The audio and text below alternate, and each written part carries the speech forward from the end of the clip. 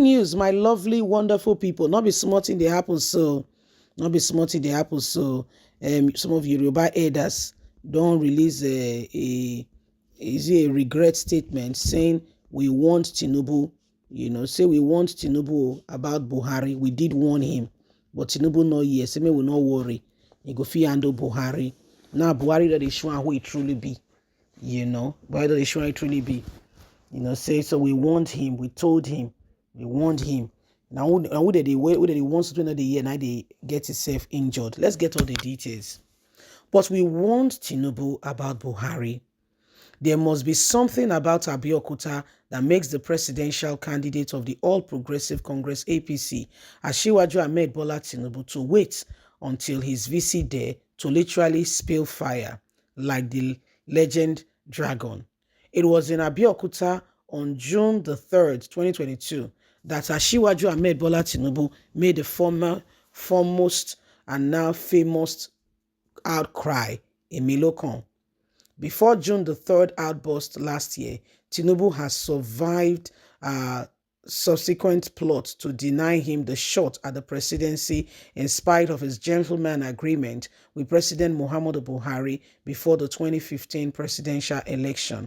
An unwritten agreement with guarantee that in the principle of one turn deserves another, Tinubu had rallied his men and resources to ensure that President Muhammadu Buhari, who had failed 3 times previously, was successful at the 4th time of asking. And as it is common with people who have no speculations with going back on these promises, the Abdurrahim-led APC did not mind returning a northerner in the person of the Senate President Ahmed Lawal, rather than allow Asiwaju get the ticket. The argument was that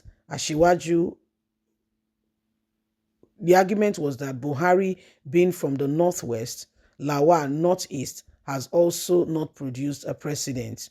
Tinubu, who does not take prisoners, simply buzzed out his ways and snatched the ticket against the wish of the party hierarchy. Still smashed and smitten from the Abuja conversation of March 27th, he went to Abeokuta demanding that it was his turn to become president. The Milokon cry has now become a refrain and a jingle for skit makers and stand-up comedians alike. Last Wednesday, Tinubu was again in Abeokuta. This time, he carpeted Buhari for planning to squander his ambition, saying the fuel scarcity and the redesign of some currency were aimed at weakening his chances at the polls. Of course, there have been rumors that such policies were aimed at reducing the influence of money during these polls. The president himself said it in an interview that there will be no going back on such policies, and that he plans to make Nigeria election a credible, free and fair election, whether the influence of money or activities of political talks will be reduced.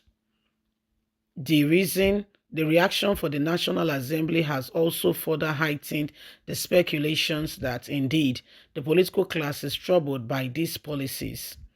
On Thursday, the Speaker of the House of Representatives, Femi Gbajabiamila, said he will not hesitate to ask the Inspector General of Police, Usman Baba, to issue an arrest warrant on Godwin Emefiele to compel the central bank to appear before the House.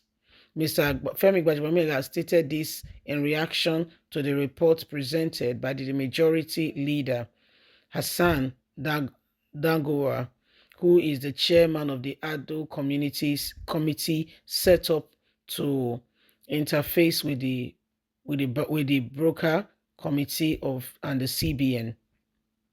Mr. Dagowell informed the House that CBN and Emefiele did not honor the invitation to appear before the committee on Wednesday.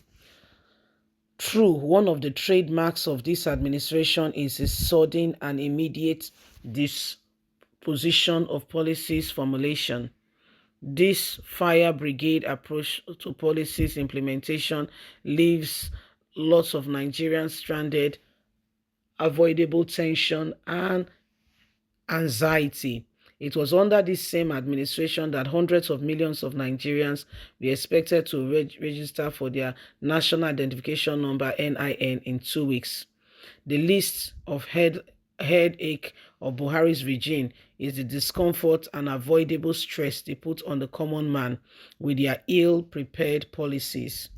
Will the president be justified if his intention is to stop the influence of money in our economy? Yes, I think so. Everybody must test their popularity at the polls and win fair and square. The era where people buy their votes into office and visit mayhem on helpless Nigerians in the name of election must be laid to rest, and the consignment to and be constrained to the dustbin. This is the reason some murderers and robbers have occupied political offices this year. But Tinubu, but has Tinubu tested but has Buhari tested Tinubu fair given his commitments in his administration?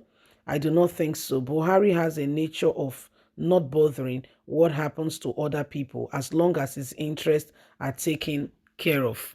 He does not bother if APC loses the election as long as he is not on the ballot box. He said so several times. It was the same Abeokuta that the president urged supporters to vote for him and vote for any candidate of the political party of their choice in 2019 election. He has also repeated a similar stand in a recent interview. What loyalty and faithful party man will call for the voters to vote for whatever party they wish? That is Buhari for you. It is his interest and his interest alone that he provides, that he protects. However, we had warned Tinubu in an earlier article on February 7th, 2022, titled, "If I Were Tinubu for APC, the ruling party, the only way that marriage of strange bedfellows could have been taking place between Buhari and Tinubu prior to 2015 would have been on the basis that one good turn deserves another. But because in murky waters of politics, anything goes, the measures you give, it's not necessarily the measure you receive." And so, this is what is happening now. Bye for now.